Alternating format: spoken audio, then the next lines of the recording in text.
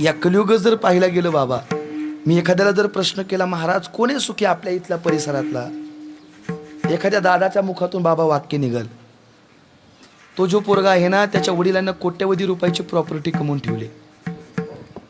महाराज 40 लाखाची गाडी त्याला बसण्याकरिता आहे, कोट्यवधी रुपयाची प्रॉपर्टी वडिलांनी कमवून ठेवली, त्याला काहीच करायची गरज नाही, तो लय सुखी आहे.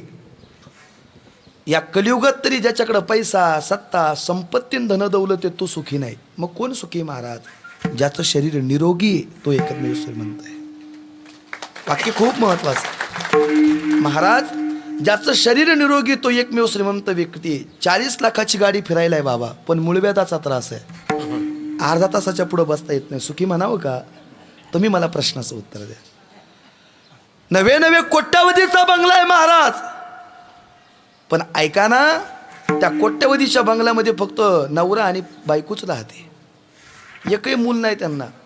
पतिदेव या जिन्याने वरती चढले का पत्नी त्या जिन्याने खाली उतरते. सकाळी एक झोपेची गोळी खातात, संध्याकाळी एक खातात, पण झोप येत नाही. सुखी म्हणावं का? घरी साखरेचा कारखाना आहे, पण डॉक्टरांनी सांगितलं चहाच्या कपाकडे सुद्धा पाहू नका, नाही तर शुगर वाढेल. सुखी म्हणावं का महाराज? सुखी तो नाही. मग ज्याचं शरीर निरोगी आहे, मिळाले ना आपल्याला निरोगी शरीर, मग काय करा?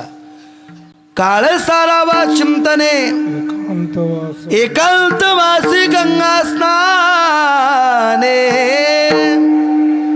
देवाच्या पूजने प्रदक्षिणा तुळशीच्या. आपलं जीवन चिंतनामध्ये घालवा.